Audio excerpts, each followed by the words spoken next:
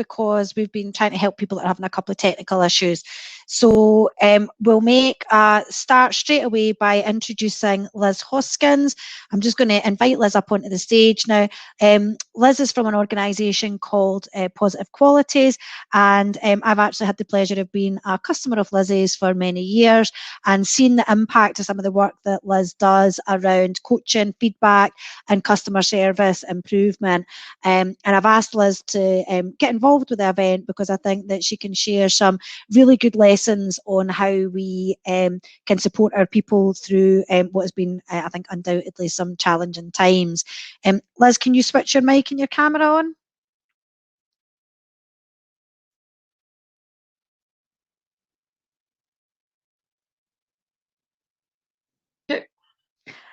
Morning, Liz.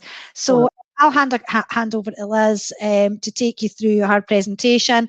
Anybody that wants to ask a question, if you pop your hand up, you can come up onto the stage. If that fills you with a fear, pop your questions into the questions and answers section at the side, and I'll ask them of Liz when we come to the end of the presentation. And if you need any help with anything, Liz, just shout, and I'll just hand over to you. All right? Brilliant. Thanks, Esther.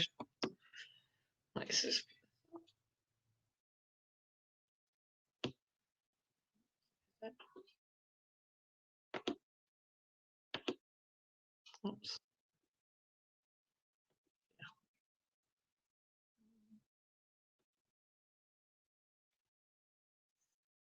Can you see that presentation okay?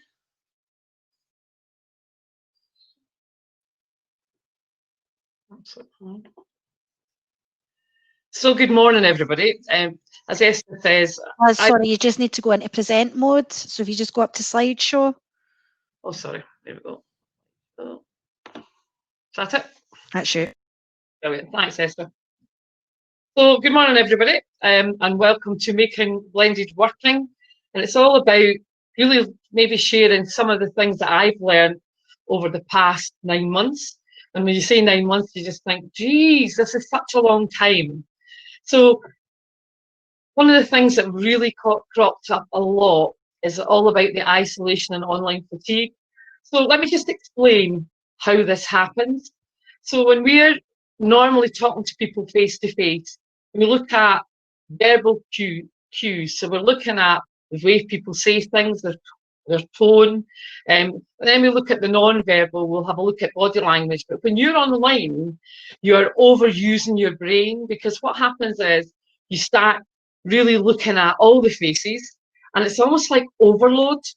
And the brain has to work really hard because you're looking for signs to make sure your message is getting through. You're looking for signs to make sure people understand what you're saying, or are they on your side? And that really does tax your brain. So you can find yourself after a 1 hour meeting online or a 1 hour training online, feeling pretty tired and feeling a bit almost disorientated sometimes and finding it difficult to take information in. You know, we kind of laugh about it sometimes because I think Zoom, it was kind of put out as Zoom fatigue, but it isn't just Zoom, it's everything. It doesn't matter what you're doing, you really will feel that kind of tiredness. And if you're, I don't know about you, but sometimes you end up going from meeting to meeting to meeting. And if you've got that, you really need to look at your diary, and you need to block some time out in your diary so that you get a space for your brain to come back together again. Because see, if you keep going from meeting to meeting, it's not good for you, it's not good for your company, because you can't contribute. Because even in a meeting, sometimes you find yourself almost drifting off or thinking about 10 other things. I always look at people's eyes in a meeting, and when I'm online, and I look at the eyes, and sometimes they're not even present in the room. And it is because there's just so much back-to-back stuff happening. And what I'd highly recommend is putting into your schedule, just take some time out. Even if it's only 15 minutes, a good half hour between meetings though is really good, but I know sometimes that's even a big ask. But if you don't do it, what happens is you really will end up getting burnout eventually. And I'm seeing this a lot just now, and I'm seeing it in management teams, I'm seeing it in staff teams, it doesn't matter. It's all across the board, and it doesn't matter what kind of work you're doing. It's just part of this whole marathon pandemic at the moment. Looking at fatigue as well, things I would recommend In the bottom corner, obviously, I have loads of water, and water for me is the best thing ever. Water helps you think better. Water feeds your brain with oxygen, much better than coffee, tea, anything like that, and it really does make you feel good. If you are going to present, again, drink some water before you start presenting, because your mouth can be a bit dry. You can you feel you want to lick your lips, and sometimes your words don't come out properly. So just keep rehydrating yourself. I put someone doing some yoga poses, but again, a bit of stretching. There's little short exercises you can do that take less than 2 minutes, but just to make you feel a bit more in the room with people. But the online fatigue is with us, and we need to get better at managing our time and our diaries so we don't get to the stage where we just think, I can't take another meeting, because that's not good for you, and it's definitely not good for your company. There's also a bit about isolation. So isolation, what this really encompasses is when you're in your normal routine, day-to-day, face-to-face, you don't feel isolated.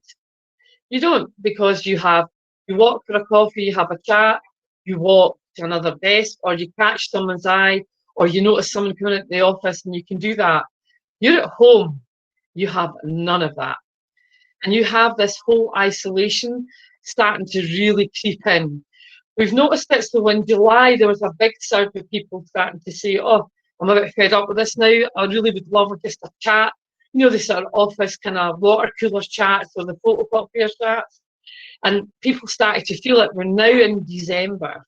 So the isolation is huge. So people need, as human beings, a piece of connection. And what I mean by that is really to connect with people, share things, not necessarily work things. And just before we came on this morning, we were just chatting about, we like, when we used to go to meetings, we liked the time at the end of a meeting where we'd catch up with people. And sometimes that's when we had our best opportunities. Now, there is a way to help that happen. And it is in your own meetings. If you're running meetings, make your meeting just have an extra 10 minutes and then finish it and say to people, look, I want you to stick around and we can have a chat. And we do this a lot, and see that 10 minutes of chat, we find out more about what's happening, we find out where the opportunities can be, but more importantly, we really connect and build a relationship. So people are finding it a big challenge at the moment with the isolation to build relationships with people. Another way to get round it, if you're managing lots of teams and they're all remote, which most teams seem to be at the moment, I think I was looking at a stat for the UK, and 26 million people are working from home at this very moment. So there goes all your techie issues and things like that. There are so many people working from home. So if you've got a team of people, so say like a contact centre or a team of salespeople, and they're all working from home, what you need to do is set up almost like an informal support network for them, because they can't turn to their buddy next to them and ask them what the code is to put a case online or to take a customer complaint and escalate it somewhere. They can't ask that type of information. And we really didn't realise before we went into COVID how much we realised we sort of, what could you say, relied on our neighbours that we sat beside, or we relied on another manager in the next office. We really are missing that now. So what we highly recommend for you to do is create some peer-to-peer networking. Networking. So peer-to-peer mentoring, and what I mean by that is giving them 10 minutes to meet one or two people together. So like two people, two or three, maybe three at the most, but if you can buddy them up with someone, get a relationship together, get them to do a bit of a contract about how they're going to support each other. And this is where it takes it away from the manager, because the manager as a mentor comes with a whole lot of baggage and a big agenda. And sometimes when you want to just sit, having 10 minutes talking to someone, you want to be able to offload, and to offload to your manager all the time, it maybe doesn't leave you in the best light. So doing it peer-to-peer is definitely the way to go. And using peer-to-peer mentoring is really saving people from having burnout, saving people from feeling this isolation, and also realising there's a lot of me toos. And what I mean by me toos are we've got stuff in common. The human race loves to have commonality. So by doing peer-to-peer mentoring, with staff within your organisation, and really be sensible in how you buddy them up. Make sure you don't put people they can't stand together. And if you're a really good manager or leader, you will know the types of people and who gets on with whom. And also, sometimes it's good for people then to build the relationships, because some people have joined. My son joined his new company on the 12th of April. He has never been in the office. He has been told he won't go back to the office to June 2021. So actually having peer-to-peer mentoring has been valuable for him, because he said, I've met so many people and I've made so many great relationships that I know I can call on certain people to do things. I know I can check things out with people. So he's probably the only person I know very closely who's went on to join a brand new company and still there and loving it. He's had such a great time. It's been a very positive experience for him. So also something when you're feeling a bit fatigued, or even just all this online stuff, as we would call it, the biggest piece is mindset. And what I mean by mindset is you need to sort your head out. It's as simple as that. I'm known for being very direct. But what I mean by sorting your head out, you need to really focus for your week or your day. You need to have a routine. Now, depending on your work title or what you do, you will have a basic routine there. But now you're working from home, there's so many more things pulling on your time, especially if you're a parent, or especially if husband and wife are at home together. I know when my husband's in the business with me and we're together, at the moment he's on furlough, so I don't have the same issues that some people are having. But there are some people who are having real issues because, wait a minute, which parent takes the lead in the pecking order when it comes to back-to-back meetings for quiet and peace? Who can look after the toddlers? Who can look after the kids? So there's a lot of that going on. So I would suggest really getting together with your partner and setting out a real structure of how you're going to manage it. And this will change from day to day, from week to week. But let's be honest, let's get this down so you can really work together and support each other. Because there's nothing worse than feeling that you have to do something that you don't want to do because you're letting the partner do something because they think it's more important. So this is really setting out your relationship strategy as well. More about that in another webinar. But setting up your routine is really, really key, because if you don't have a structure, your mind wanders, you get tireder, you'll really lose focus, and then you start suffering from overwhelm. Now, I'm dealing with a lot of leaders in different organisations at the moment, and the amount of people having overwhelm. And also, once you get overwhelmed, you start to have, you doubt whether you're capable of doing things, you have self-doubt, females have a thing called imposter syndrome, but so do my male leaders have imposter syndrome. So by setting up your routine and your structure, it helps you manage your mind. Also have a few go-to strategies that can help you. I'm a big believer in setting your intention before you start in the day. I would set my intention early on, because my phone and my email starts going from anything between 7 to about 8:30 before I actually get started into my daily routine. People want a piece of me because they know they can catch me, because they know I'm not training or coaching. So I would have little things just to keep me focused. And my intention, it's not goal setting. To set your intention is, today I just want everything to go smoothly. So I'm going into today with a smooth mindset, saying, right, okay, my intention is I'm going to get everything I want. I'm going to have good relationships with people. The people who have maybe caused me issues or things like that, today we're going to get on really, really well, and I'm going to really be there to support them. And sometimes if you change the way you think about someone, actually they'll change the way they react to you, because people pick up your vibe or your energy. And if you go into a meeting feeling, oh, this is this person who always annoys me, I'll tell you, they'll keep annoying you. You need to detach from that and really go in feeling a bit more positive about it and being very clear on what your focus is. Also, a bit about mantras. So sometimes mantras help you. I have mantras all over the office. Affirmations too. And affirmations are just things like, my favourite one is, everything's always working out for me. And I can tell you, It really does always work out for me if you keep focusing on it. I've also put up some productivity apps. When you're working, if you're working on projects, if you're working on, say, a digital project, you've got a deadline and you're struggling to get things done, here's a couple of little techniques that really help. One's called the Pomodoro technique, and one is called the Forest Chrome extension. The Pomodoro technique is fab because what it does is it puts your life into 25-minute sections, which is one Pomodoro, and it's named after, I don't know if your mum had one of these tomatoes or apples in the kitchen and you used to turn it around to cook a boiled egg or cook something. It's all about that, and it's setting a timer on your phone for 25 minutes, which is one Pomodoro, and then taking a short break. If you do that when you've got a very pressured task, what it does is it lets you then start managing your workload easier. And 25 minutes isn't a long time, but it's long enough for you to get some headway in a task. Take a short break, then go back on. And then I would highly recommend, after doing 4 25-minute slots, take a slightly longer break.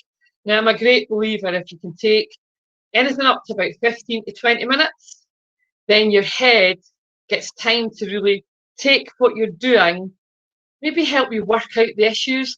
You might even see the problem a little bit differently. And when you're doing a break, I mean a break, go out, have a quick walk. And the fact is, we're all at home, so just take a walk along your street. You'll see lots of other people working from home having a walk. You won't be alone, but at least it gets you outside and getting some fresh air. Where the biggest thing during this marathon pandemic is we really lose the vitamin D because we're not going out enough. So by taking a walk outside, even if it's cloudy, there's still some vitamin D coming through, and it helps your immune system, which then helps your brain, which then helps you function better as a human being. So taking a break is good. Sometimes I'd also take a break and watch a TED Talk. I don't know if you use TED Talks. Very inspirational. They really help my creativity. And also, we should always be learning. And when you're in a massive project, sometimes watching a TED Talk on some of the subjects that you're dealing with can really get you that aha moment that takes you forward. Forest Chrome extension. This is if you're a real phone addict, phone or email addict. Switch your notifications off, go to Forest Chrome extension, and really put that on your laptop, and then plant your seed. It takes 30 minutes. Put yourself into the zone for 30 minutes, and at the end of 30 minutes, look at your tree, applaud yourself that you haven't been on social media all the time. Also answering emails all the time as well, and you'll be really chuffed when you see it. I tried it, because I did it when I was doing research for this a while ago, and honestly, it's amazing how much of a lift you get from seeing a little tree that you've grown. Maybe sounds sad to some people, but it's really, really interesting how your mind works, because sometimes that's even just doing something good makes you feel better. And this is all about managers. So during the marathon pandemic, right? So if you look at this, managers can do so much to support the remote teams, but most managers have never been taught how to manage remote teams. And herein lies the real challenge for managers. They're coming to terms with dealing with their workload remotely, and now they're managing a whole team of people remotely. Now, I really feel for managers at the moment, and I feel for teams at the moment, because teams of people have been put home and they're not getting their usual conversations with people and their connection. Managers too, because they maybe got a trusted colleague within the office that they can go and share problems with, or just go when they need to sort their head out, and they don't have that. And jumping onto a video call or jumping on any platform to do video conferencing isn't the best thing, because your brain starts to work overtime, and you look at them and you almost overthink what you're trying to tell them. So for managers, I've got 5 things for you to think about. The first one is, don't trust your luck. And what I mean by this is, maybe you've been lucky in the past, but that's the face-to-face world, because you've maybe been lucky, you've picked something out really quickly because you've noticed a change in someone's behaviour. When you're online, you don't have that. You can't just notice a change. You really need to spend time with your teams. And what I mean by that is putting in some social time to chat, even having, we've got all different recommendations here. We've got lunches with, and you can pick maybe 2 or 3 members of your team that you know will chat to you about things. Or there's always one member in your team that you know knows everything. Because they've all got their unofficial networks happening at the moment. Some of them will have the official ones, but they'll have an unofficial WhatsApp. They might have Slack, any kind of app, just so they can talk to each other. So maybe you need to think of something like that for some of your managers too, where you can just sit and have a bit of a moan sometimes. But please don't trust luck and don't avoid things. Coming across a lot at the moment about people avoiding maybe doing something.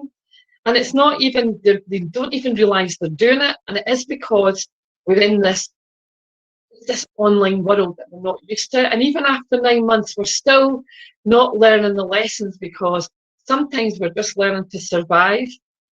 I was hoping by now most people would be thriving. And it just depends the type of role you have, also the type of company. Also, if you're private sector or public sector, it can mean a massive difference to you. So think on about, don't trust your luck. Really put an effort into creating unofficial networks sometimes just to help yourself. And if there is something, and sometimes I think about gut instinct. Your gut is never wrong. And when you're online, you really need to listen to your gut. Listen to your intuition.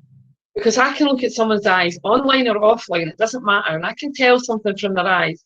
And I will challenge them, not in a horrible way, but just challenge them and just say something like, right, wait a minute, you seem a bit distant today. Everything okay? Now, depending if they say fine, because fine to me is a bit, let's delve into it further, or depending on how they react when I ask them that question. That's what I'm looking for. I'm not looking for the words that they really tell me. I'm really looking for a reaction, because then I might pick some time out with them later. And this is what we need to be good at. We need to be really good at the whole intuitive piece. The next one is redefine occupational stress. And what I mean by that is, occupational stress used to be, I've got too much work on. Did someone take a project? That was the good old days. Now, occupational stress can be 101 things. We are now looking at our workload at home, using equipment that maybe isn't fit for purpose. We might not even have a chair that's the best chair for us. Now, some organisations were phenomenal. Some people, some public sectors got it all done within a few days, the first week. Some really struggled. Some are still struggling. Some have closed down some operations because they just don't have the capability or the equipment to allow them to do it or enable them to do it. Private sectors maybe have fared slightly better, but I'm not talking about razzmatazz stuff for people. I'm talking about just making sure that they've got the kit that they need to do their job, but also we need to understand what are their occupational stresses. And what I mean by that is, are they looking after children? Are they doing homeschooling? Are they a carer? All of a sudden, all of this comes into how we manage people. It's no longer, well, that's a personal thing at home. Now we have kind of really blurred lines because we need to take that into consideration. Redefining occupational stress is all about that. We really need to learn to process the non-verbal cues that people are telling us without telling us. And we need to look at all the pressures people are facing. I'll give you an example. I was having a chat with one of the members of my team, and I knew there was something off. So I said, tell you what, we'll have a chat. We'll go out and do one of our walks, and we'll have a chat while we're doing our walk. We do net walking. We go out for half an hour, and we maybe do a chat that way, and we bounce ideas, and it's absolutely fab because there's no agenda. We just go out and start chatting. I wanted to chat to because I knew there was something bugging her, and I said, right, maybe it's just the two of us. What's happening? There's something happening because you really feel, for me, you seem you're a bit on edge. And she told me about an issue she was having with a power supplier, demanding lots of money from her because they hadn't had meter reading for 2 or 3 years. Now, it might seem superficial to some people, but actually I knew if we couldn't do something to help her, she would not be able to function as a trainer. So we had a quick chat about it. I referred her to an organisation that I knew could help her. And I said, look, keep me posted because I'm really keen to help. And if it means that maybe we need to advance money to you, we'll do it. But let's just chat about it all. But I'm hoping you'll solve it. But anyway, we kept chatting over a period of 3, 4, 5, 6 weeks it took. But at the end of 6 weeks, she actually sent me a message at 7:30 in the morning to tell me, problem solved, everything's been dealt with, I owe them nothing, they're actually giving me compensation now. And it was just, what a great news story. And that was me redefining my occupational stress. Because I noticed, I challenged her, we chatted it, I put her into a signpost to get something done about it. Now I know she will really do what I would call discretionary effort for me. Now, I didn't do it because of that. I did it because I wanted to really help, because I know how challenging it is. And also, you might have people who came to work to meet people, and now they're at home and they're on their own. They're people who you really need to reach out to and see what you can do to maybe help create the support network better for them. Allocating time off is my next one. Before we'd be saying to people, okay, so where you go on your holidays, make sure you put your holidays in. We are suffering an epidemic of people not taking time off at the moment. And I mean epidemic. People are either scared to take time off or they don't want to use their time off because there's no place they can go. And it's a major issue because by not taking the time off, we have real danger that people will have more burnout, will have more people off with stress. So allocating time off is not saying, okay, so I need you to take next week off. It's not that. It's really having a proper chat and looking at your time off this year, look at your calendar year, the way you manage your time off. Now, whether it's an HR role that does this or whether you do it with your team, I would highly recommend having a chat about it with your team and then engaging the necessary departments if you're large enough. But really sort this out and say to people it's okay to take time off. There's a really good story going around just now. It's resurrected from 2014.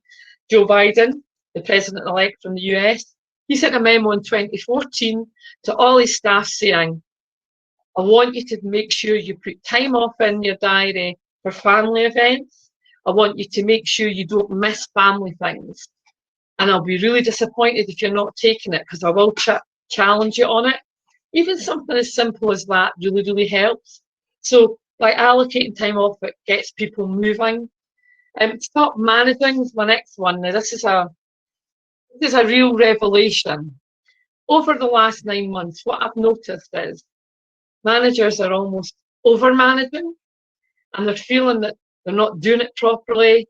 So what I'm going to say to you is stop managing, start leading. This is the time to really up your game and start leading your people. Give them the direction where you're going, share your vision, and then let them get on with it.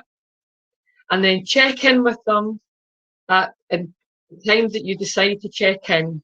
Make sure you're delegating. Don't avoid things.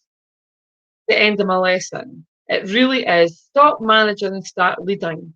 Because the more you lead, the better results you're going to get and the better you're going to be as a person, because you will have headspace to deal with other things. Next one is model vulnerability and really just share, it's all about boundaries. But, when you want people to do things just now, some people, when you look at them, you think you don't even have an extra ounce that you can give to people. So by modeling vulnerability, and what I mean by it is sharing your stories. By sharing, I've struggled with that in the past. This is what I've done to help myself.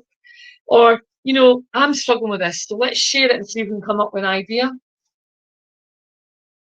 It's not wrong for any managers, leaders, even CEOs to say that. It's not wrong.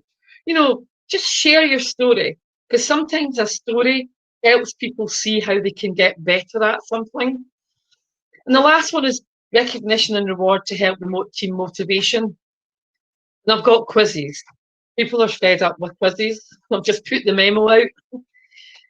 really rethink how you're going to do reward and recognition. A really good one is by giving people a few hours off, or telling someone, see, after this meeting, I want you just to go home, detach yourself from your online office, go home and spend some time with your kids. Or I tell you what, have some time Christmas shopping. Do things that mean something to someone. You can do some social stuff. There's a huge list. If you want to get more information, get in touch with me, because I've got a massive list of stuff you can do. But really think about it. Also, show appreciation by saying the words, because sometimes we're so busy moving from one thing to the next. We've got so many deadlines for our projects that we forget to just take a few seconds to catch people doing things right. And see, by appreciation and showing them, that was phenomenal. That just, they could dine out for the whole week on it. So highly recommend something like that. Work from home playlist, get your go-to tunes. We have them as a team, we'll share our playlists, and it's great when you, especially if you're doing research and you're having to write reports, get some tunes that you like. Make sure your home office is your home office and you can shut it. And what I mean by that is, can you close it away, stick it under a cupboard, stick it in a cupboard, or even if it's just putting your laptop in a briefcase, if it's in your bedroom, if it's in your kitchen, but do something to take away from being open or on all the time. The 24/7 life is with us at the moment, and we really need to look as leaders and managers to say to people, look, our working day is this bit. I don't want you working outside it. I really don't, because you're helping them manage their own mental health and well-being, but you're also helping your own because you're the role model, and you could really have a good think about that. Some real-time stories. I don't have any time to share right at this moment because I'm very conscious of my time. I have a minute left. So what I'd like to say is, everybody works differently. And that's a big key to all of this, because some people work well at like having no management input at all. You know, they can just give them a high level overview, they can go for it. Other people need little bite-sized pieces. You know your people, and if you don't know your people, get to know them. This has been 9 months to really build strong relationships with your team, because this is when they really need everybody. We need our team to really produce what we need them to do, produce the products, and get us to where we need to be. Now, productivity in a lot of organisations has risen during this time. Are you one of those organisations? That's a question I would ask. And if anybody wants to get in touch, I can share my details later. But I'm really keen to find out if there's some questions, and I'll come back in to sort of get any questions, and I'm happy to take anything from anybody. So we've got a couple of questions, Liz, but like you, I'm really conscious of time. So just very quickly, the peer-to-peer mentoring suggestion, I think, is a really good one. And I think particularly at a time where managers are overloaded as well, it's quite good to have that network. But what do you do to stop it just being like folk getting together and totally moaning? And then, like, are people bringing each other down? And, you know, somebody's actually feeling all right, and then the person they're buddied up with somebody that, like, is just offloading all the time. So how do you deal with that? So you set a set of rules, and you get the rules. You also set a team contract. So you agree that there's not going to be any massive moaning. So they get a minute to moan at the start. Right, good. You get a minute each, and after that, they call time on it, and they're all responsible for it. But the team contract is good, and they also set the rules. But anyone who's working with any peer mentoring literally helps them get it set up. Then they agree to it, then we review it to check it's working. But it's a lifesaver just now at this time, definitely. Oh, that's right. Here's a really good question, actually, because I think this is something that maybe we all suffer from a wee bit. So what one of the delegates is saying is that there's managers that are talking about being overproductive since working from home. So I'm assuming that means probably working longer hours, not taking regular breaks. So is there any like sort of practical hints or tips that you could give to deal with that? Yeah, so have a chat to them, and if they are doing a lot more, I would have a chat to them to find out how they've managed to do more. You know, ask them, and then they'll then get the conversation going, because then you'll find out, well, actually, what I did was I got right into the zone. But wait a minute, so what about this? How's Christmas coming? And mix a bit of the personal and the work side of it. How are you getting organised? and then you'll get to the, the reason maybe why they're doing it. Because some people, and a lot of managers are coming back to me just now and saying, well, actually, I'm trying to shine just now because I want them to know that I'm really on my game. And I'm going, well, wait a minute, just do your job. You don't need to do extra. No one's expecting you to do extra just now. So it's a bit about having a mixture of conversations, but having that piece of checking with them.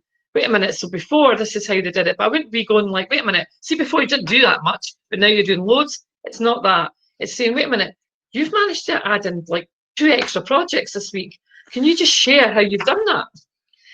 And then you'll get to it. So actually, this is another really good one, and this came up yesterday. So I think probably what happened at the beginning of the pandemic was folks thought, right, we're in this crisis, so I'm going to like work at like a million miles an hour to get us through.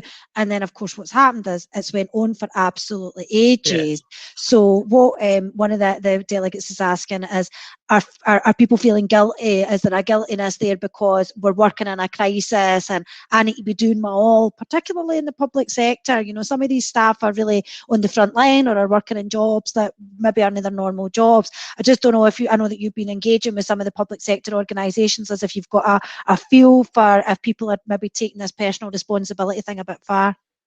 I think it comes from, so I would put it down, it has to come from managers. Yep. And what I mean by that is managers need to make their teams know guilt is not what we're asking for at the moment. We're asking people to do the best job that they can do. We know there'll be mistakes, and it's not about blaming people. We need to really avoid picking people out and blaming people for things that are going wrong.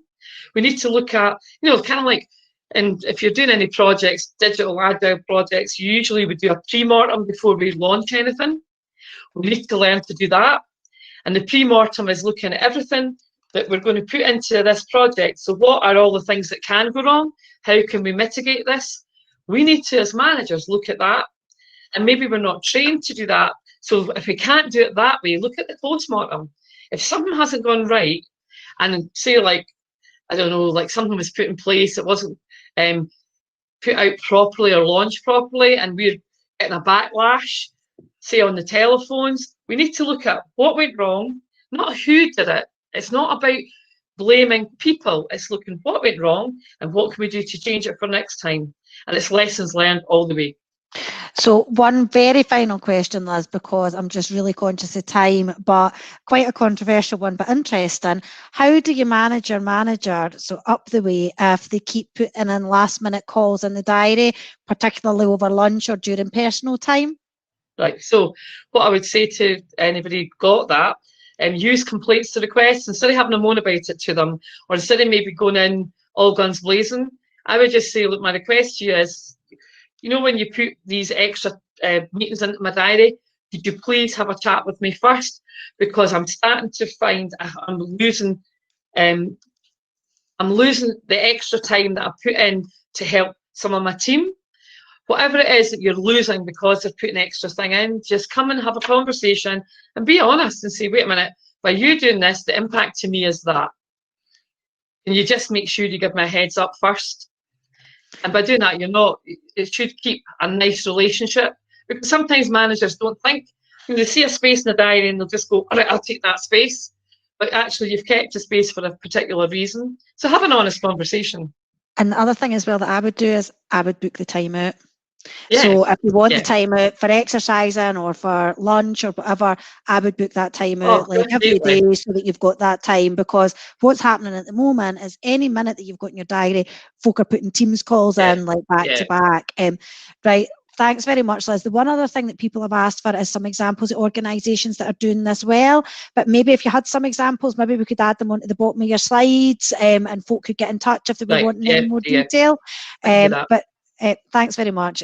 Always some great hints and tips, and it leads on really well to our next speaker, who I'm going to invite up onto the stage. So Lenny, if you want to come and join me on the stage, I'm going to let Lenny introduce herself, because apparently her second name is hard to pronounce. So she said to me, just call me Lenny. So I thought I'll take that opportunity. We will.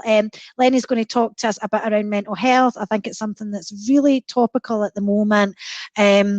around how everybody's coping. I was actually just having a chat with somebody before the session started, so I'm going to pass you over to Lenny without any further delay, and just conscious that we're running slightly late. So again, any questions in the chat? Great to see people interacting. It'd be even better to see you putting your hand up and maybe coming up onto the stage with Lenny when we get to the end of our session.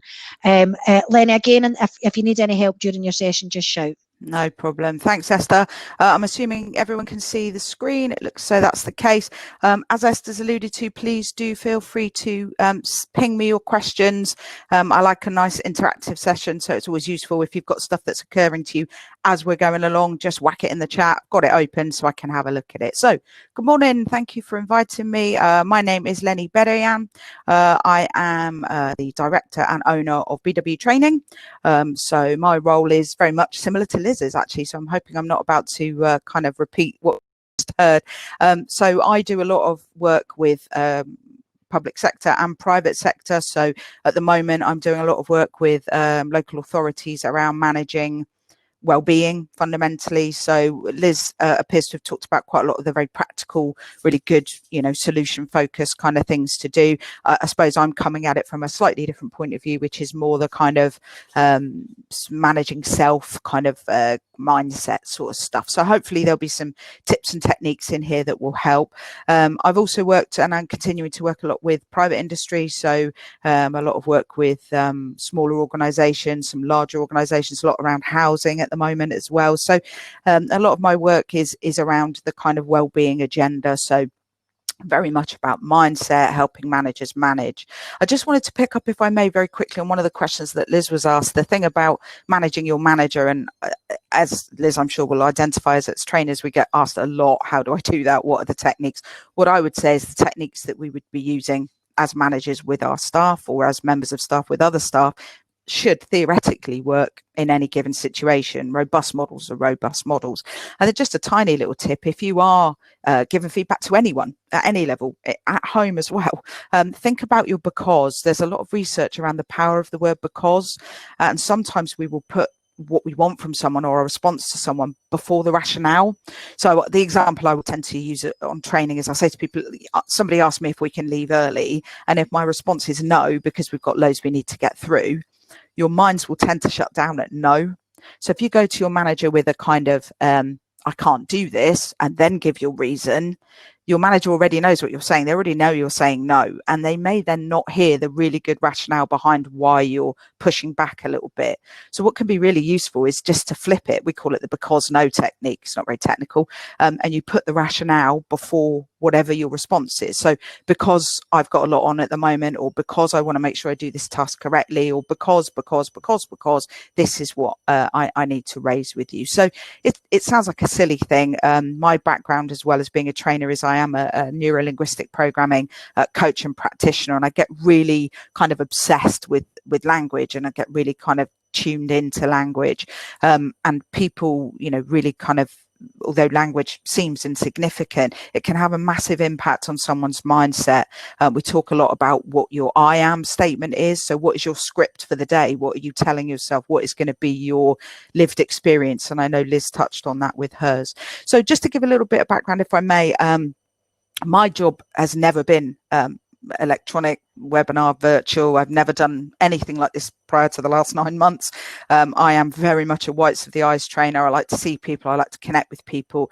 So when the pandemic hit, I went to ground for 2 weeks essentially, and kind of in a fetal position, and rocked myself backwards and forwards a little bit, saying, that's it, my job is over, my value, which is very predicated towards my job, is lost. How am I going to carry on? What does this all mean?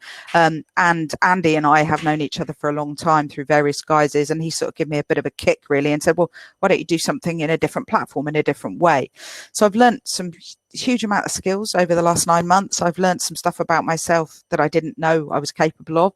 I've also learned it's quite nice to just walk into a room 5 minutes before you're due to start your job and turn your computer on and start, as opposed to getting up at 6 o'clock in the morning to drive to Gloucester or Aylesbury or wherever it might be. So whilst there's been some interesting challenges. There's been a lot of really positive things to have come out of this as well. So I hope some of what we're going to look at today and some of the models and techniques we look at today are ones that you can apply for yourself. They may well be ones that can apply organisationally. They're also quite useful at home as well. And I think it's fascinating at the moment where the division between home and life is. And whereas before we had perhaps a physical distance, we kind of now haven't. So it's really important to think about how we separate our thinking around that. I've got some techniques around that as we go through. So there are a series of webinars that Andy and I recorded. It's nice to see some names on the delegate list here that are attending today that definitely came onto our webinars, which is great. You know, BW training, have a look. There's lots of stuff on there about goal setting, motivation, well-being, emotional intelligence. So some tips and hints that might be useful. So let's get into this in a little bit more detail then. I'm sharing with you actually a conference that I did last week with 200 and some odd, which, you know, again, is quite miraculous given the technology of adult social care members of staff. And as you can imagine, people, and Esther alluded to it, people in local authority have, as with many other professions, have really been through the ringer in the last 9 months, not least because actually they have had to continue to deliver a lot of their services. They have had to put themselves almost in the lion's den, really, and that's quite a scary place to be. So I started the presentation, as I will with you, with a little bit of research, which I think is quite useful in the context of the pandemic. So there was some research done. In fact, there's been lots of research around this, but this was the most measured piece of research, the most evidential piece of research around how our brains work with uncertainty, or rather how our brains don't work with uncertainty. So in terms of the research that was conducted, there was a video game and participants were asked to play this video game.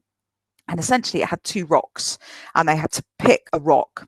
And under one of those rocks was a snake. And if they found the snake, they got an electric shock, quite a painful electric shock, as the volunteers and the participants.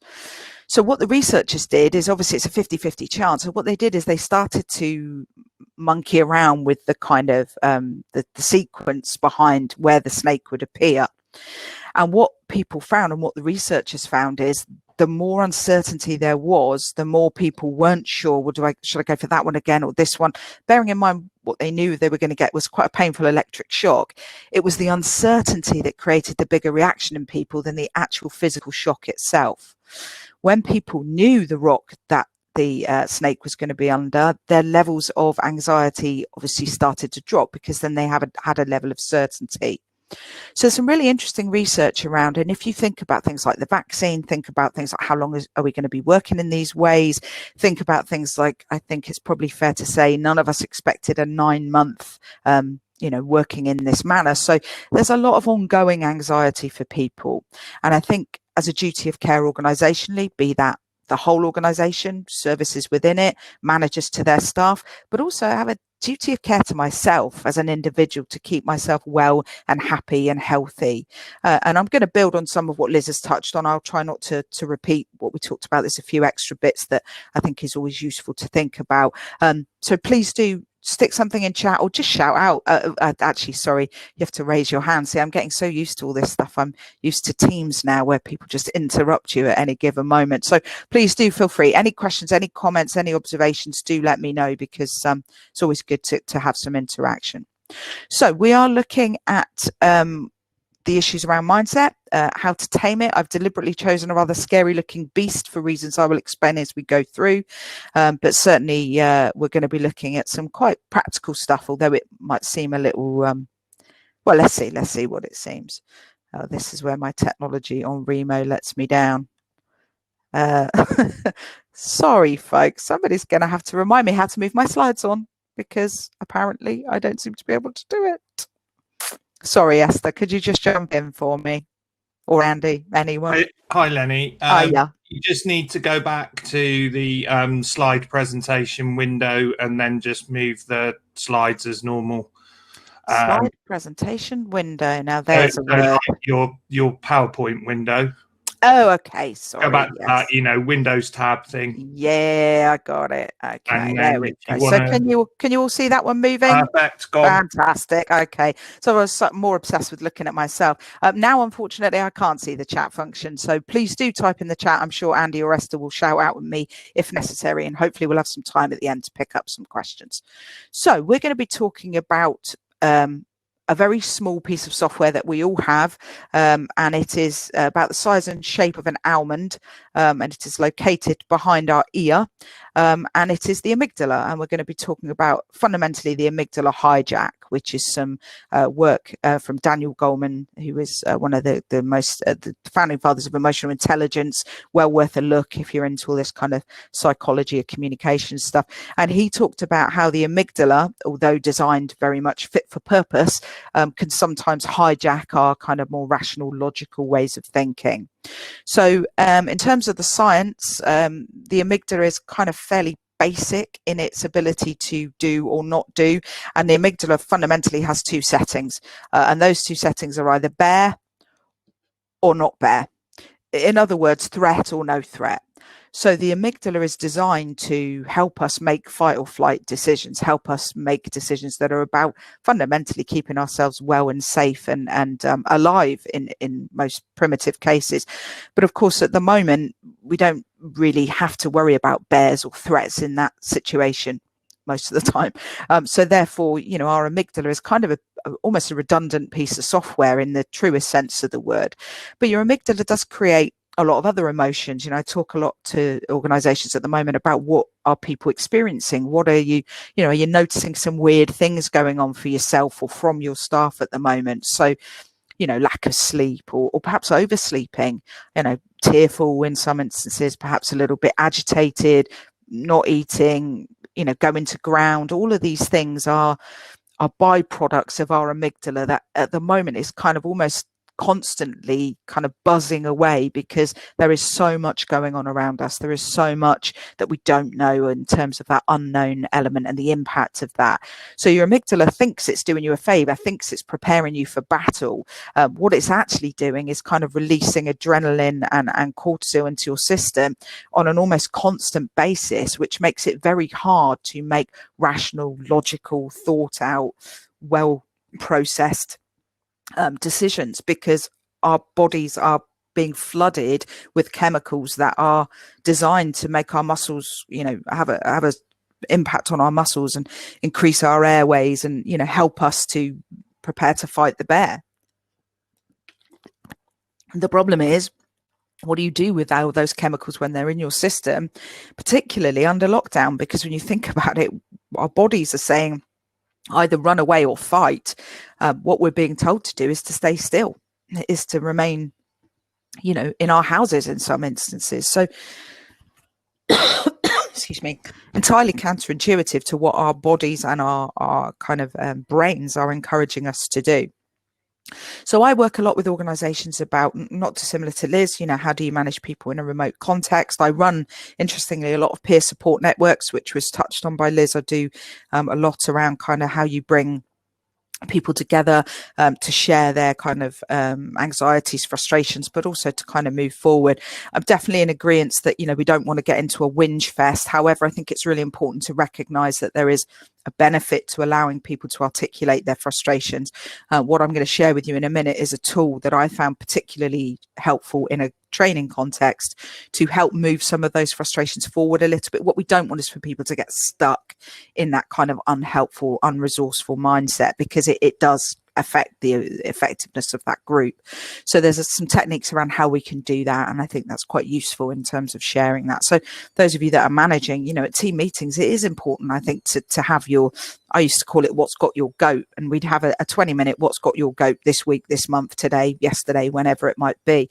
You know, if we don't do that, we don't listen to people, if we don't allow them that platform, people can feel quite disempowered, not valued, patronized almost, because it's almost like we're implying that they shouldn't have those feelings. I think there's something about, as Liz alluded to, you know, allowing people a period of time, but then helping people move forward. So the agenda, the kind of set of rules is really useful, and there's a really practical tool that can be helpful with that too. So in terms of the science, we know that our amygdala is a kind of fairly basic piece of equipment, and therefore we need to think about how we can kind of make it work for us. So understandably, what a lot of people will ask me then is, well, that's great. I recognize the science. I recognize I can feel the adrenaline when it happens. I know that it's there for a reason. What I don't know is how I get rid of it, how I deal with it. So I have some really kind of practical techniques that I'm sharing with a lot of the organizations I'm working with at the moment, just about keeping yourself well in the game, really keeping your head, your body, your ability to kind of be present is really important. And, you know, as I've mentioned already, Liz talked a lot about the kind of practical stuff and what you can do in terms of self-help and, you know, making sure you look after yourself, keep hydrated, etc. I think for me, I sort of go even further back into, you know, what's the mindset behind why people are doing what they're doing, and how can we help them have a mindset of kind of wanting to. We know these things are logical. You know, whilst we're sitting here listening to each other, we're going to say, yeah, of course, I know that helps me. I know that makes sense. In the moment, we might lose all ability to be rational and logical and help ourselves, because emotion overcomes us and we get caught up in that kind of bear or not bear kind of fight or flight activity. So there's a couple of really simple things. The most obvious one, and probably the one we take most for granted, is breathing. Now, I don't mean breathing in order for living. That's an entirely, we have to do that all the time. We're talking about more kind of yogic breathing. And it's a 2-minute activity. And what we always suggest when we're advising people around this is 2 things. Firstly is to breathe from your stomach, because when you're anxious, you will tend to breathe from your chest, and that's where your adrenaline sits. That's what happens. Your breathing becomes shorter and more shallow, which is unhelpful. So if you breathe right down into your tummy, you're getting a much better levels of oxygen in. Second thing is to time it, and literally to time it for 2 minutes. You know, really make sure that you focus on that breathing. Now, there are tons of YouTube videos out there on what the best breathing techniques are, and my advice to you, a bit like a pair of shoes, is, you know, try a few on and see which ones fit you, because not everybody finds all the activities easy. The one for me is a 7-4-11 breath. So it's in for 7, hold for 4, and out for 11. And one of the important things when you're breathing out is that you do so really, the out breath must always be longer, because that gets rid of a lot of the anxiety. Now, that I wanted to understand, why does this work then? What is this about? Well, there's 2 reasons for it. Firstly, and probably the most obvious reason, is there's an element of distraction involved with it. But secondly, it is actually a biological reason. It's connected, your breathing and levels of oxygen are connected to the vagus nerve. And what that is connected to is your parasympathetic system. And your parasympathetic system regulates your digestion and your rest. So it tells your body it's time to rest. It tells your body it's time to release those unhelpful chemicals. So I appreciate, and I'll tell you this now, assuming you haven't already worked it out, a lot of what I'm going to be talking to you about is quite kind of, wow, you know, really, does it work? All I can say to you is, I know it works. What I would say to any of you that are unsure about it is, try it, give it a go, see what you find out. You've nothing to lose by doing that. And then I have no issue with people saying to me, well, that didn't work. What I find eminently frustrating is people who shut down possibility without engaging at all. So, you know, it's 2 minutes out of your life. You can do that while I won't talk to you about what you could do for 2 minutes. I'm sure you can work it out. So breathing, absolutely crucial.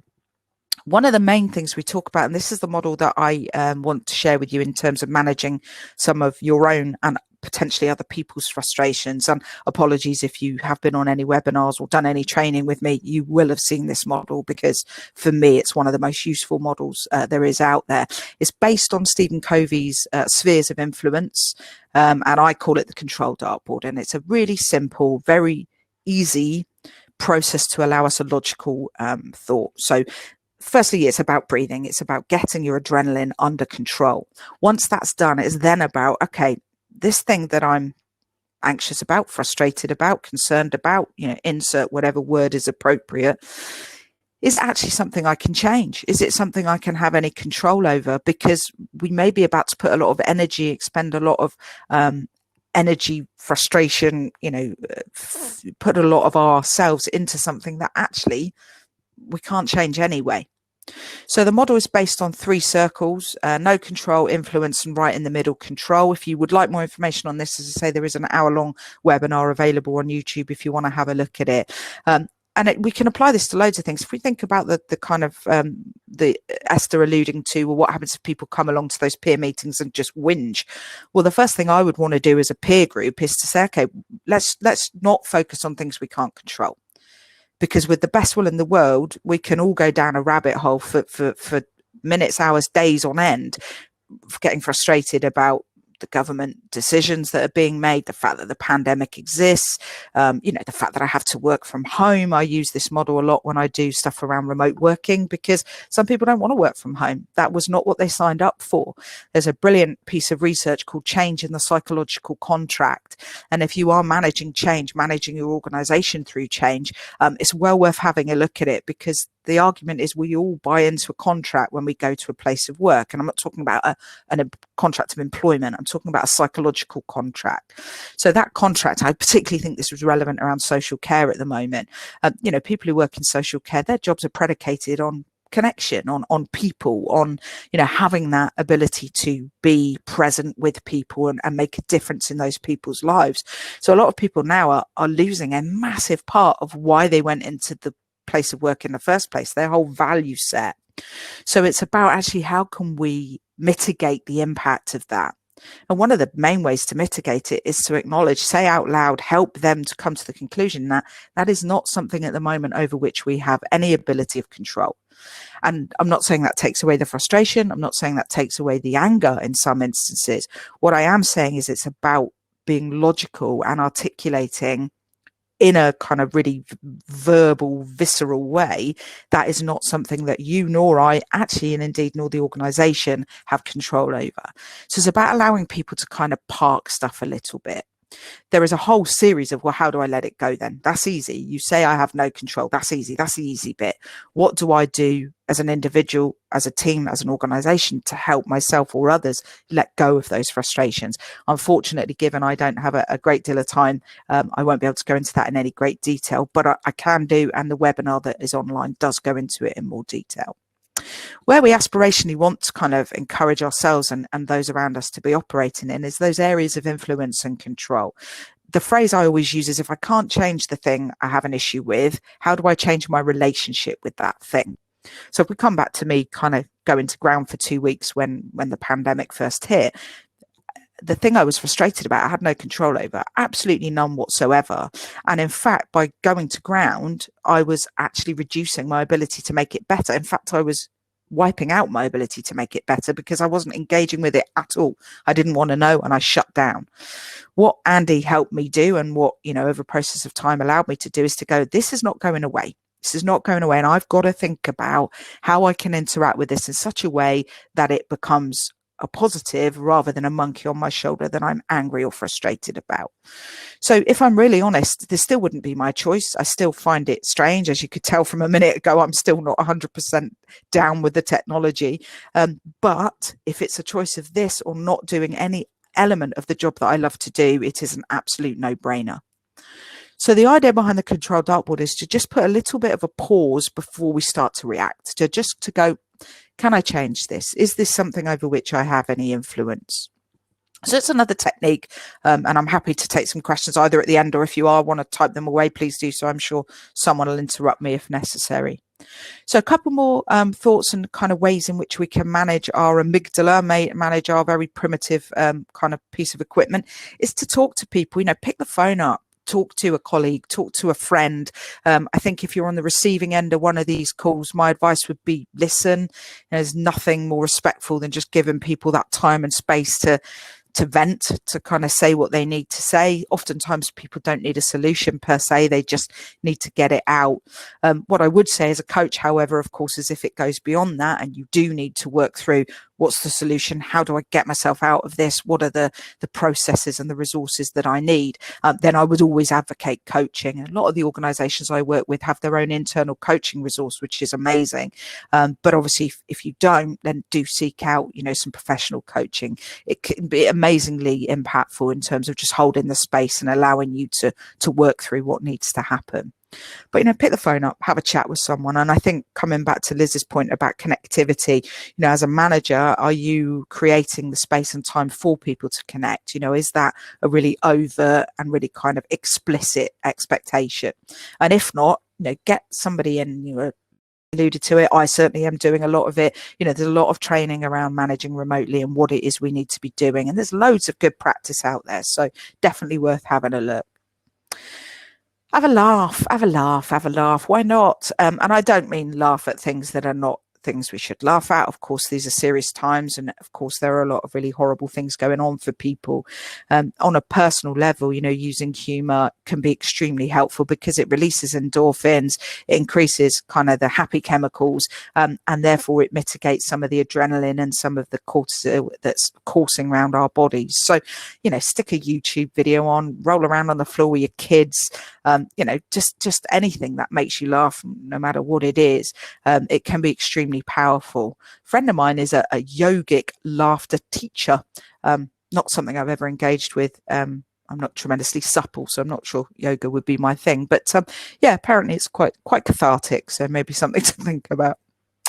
Another few ideas and suggestions, doing something with your hands. This is a cognitive behavioral therapy technique, and actually it's extremely powerful, again, around distraction, but also around having to concentrate on something. So, I don't know, painting, jigsaws, stress balls, anything that is a kind of tactile activity that focuses you, and particularly with your hands. There's tons of research as to why, and it can be extremely powerful. So somebody was saying to me recently they've taken up knitting, you know, other people sew. My mum, I know, does a lot of jigsaws and a lot of painting at the moment. So it's kind of just anything that adds that element of physicality. It's very, very powerful and can be extremely helpful. Do nice stuff to your body. We know things like aromatherapy oils and kind of just, you know, stick a smelly candle on, put a bath bomb in the bath, you know, looking after yourself physically, obviously in terms of well-being and kind of, you know, the 5 ways to well-being is really important, but also just nice stuff, being kind to yourself, you know, putting on some nice smellies and just sitting in the bath with a candle on. And, you know, again, these are things that we probably know after the event. We go, oh, that feels so much better. The key bit for me, and I think some of the work, a lot of the work I'm doing with individuals and organizations, is how do you create that I need to do it now? How do you create that urgency and that trigger, if you like, in your thinking to say, you know, this is something I need to do now because this is when I need it. I don't need it on a Saturday afternoon when I'm already relaxed. I need it now when I'm, you know, in the process of a really tricky discussion or decision, or, you know, I've done X amount of hours per week. Oh, and while I think of that, I did want to pick up on something else Liz had mentioned.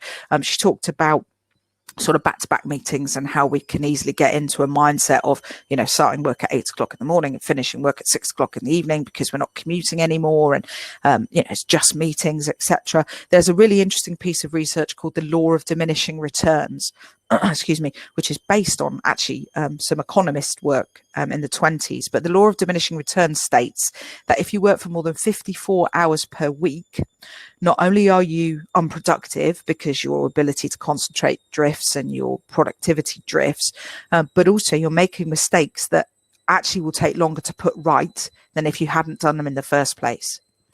A lot of my work is around local government. A lot of my work is around excessive working. I'm working a lot around social care at the moment, and people are working disproportionate hours. I would say ridiculous, but that's my map of the world. So certainly disproportionate, and certainly more than 54 hours a week. We know that with the 40-hour working week, which Henry Ford was a big advocate of, people's productivity improved. So, you know, there does seem to be this badge around, you know, how many hours people work in a week, but physically working is not necessarily being productive.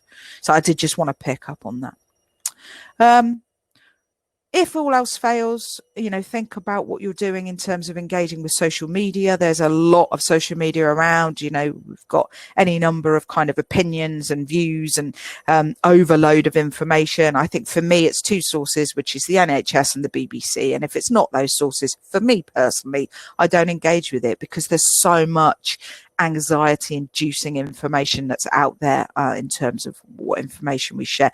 Also, if you have groups like Yammer groups within your organization, how are they being used? What information are people sharing on there? Because we know times are anxious enough without kind of creating extra layers of anxiety. So just think for yourself, do you really need to engage with those platforms to get your information, or are there other ways that you can do that? I hate to say it, but one of the things we really should avoid, this is not something I'm advocating, this is an avoidance, is alcohol. And I think we do tend to kind of dive into that a little bit when we're feeling a bit stressed. And unfortunately, again, we know that from a kind of amygdala point of view, alcohol can release very similar chemical responses to that which the amygdala releases. So although it might feel like a kind of positive, helpful tool or resource, it actually probably isn't. That being said, I'm not advocating everybody should go teetotal, because I'm not quite sure how that would work, but it's just something to think about. If all else fails, cake. I'm a big advocate of cake. I'm being a little bit frivolous, but something you like. Be kind to yourself. These are unprecedented times, and probably not the best time to be giving up or losing tons of weight or creating a brand new kind of habit. Create habits that are about self-care. Create habits that are about you and looking after you, because that's the important bit. I really like this quote. It's a Brené Brown quote. There's a lot of Brené Brown stuff around. If you've not seen or heard of her before, I would highly recommend. I know Liz mentioned TED Talks. She's definitely one I would have a look at. And I like this quote. I think oftentimes in times of stress and anxiety, we can tend to prioritize other people and focus on what other people need. And oftentimes we leave ourselves behind in that. I do a lot of work with managers and senior leadership teams, and they do tend to spend a lot of time thinking about organization, but not necessarily what about you? What do you need? So I really like this quote. Talk to yourself like you would talk to someone you love. It is important. Think about yourself and your own well-being. You're the most important resource you have. So it's important to take care of that resource. And much like Liz, thank you for inviting me. I appreciate your time. I'm hoping I caught up a little bit on time for you. I think we were running a tad behind, so hopefully we're a little bit back more on schedule now. Lots of information out there on our organisation, LinkedIn, Facebook, obviously website, etc. So let me get rid of this, and hopefully I will rejoin you guys in a manner that I need to. Fabulous. There we go. All right.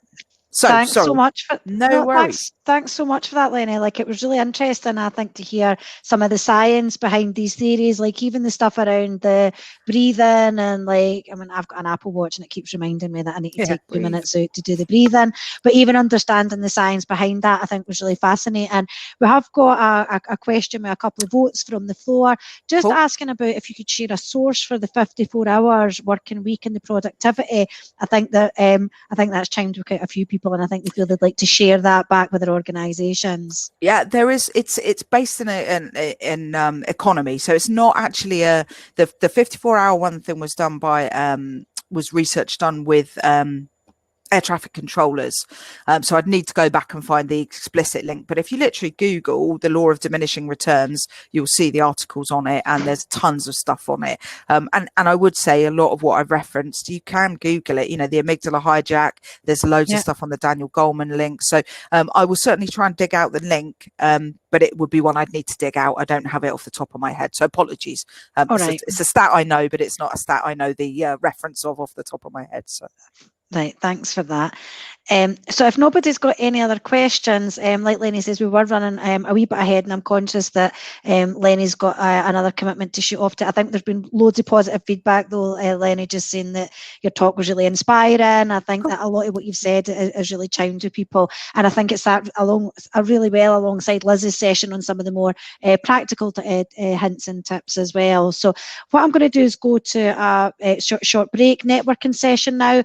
I'm going to shorten that slightly, so if we could be back for 11:05, and we've got the team from CompanyNet who have got a number of case studies across the public sector that they're going to share with us around some of the work that they've done in relation to adoption, utilisation, and some really key projects that they've got delivering change within the digital world. So thanks once again, Lenny. Sorry, Esther, can I just interrupt very briefly? Yes, just to say I have managed to shove my 11 o'clock back to 15:15 because I was a little little bit unsure. So I am going to hang great. around for the tea break. So I'll be on tables if anybody wants to jump on. If you've got any questions you want to ask me, by all means do. So I'm not going anywhere just yet. So fantastic. So there's an opportunity then to catch Lenny on a one-to-one basis and ask any more questions that you might have around some of the content that you've heard. So thanks very much for that, Lenny. And we'll see you all back at 11:10. All right. Thank you.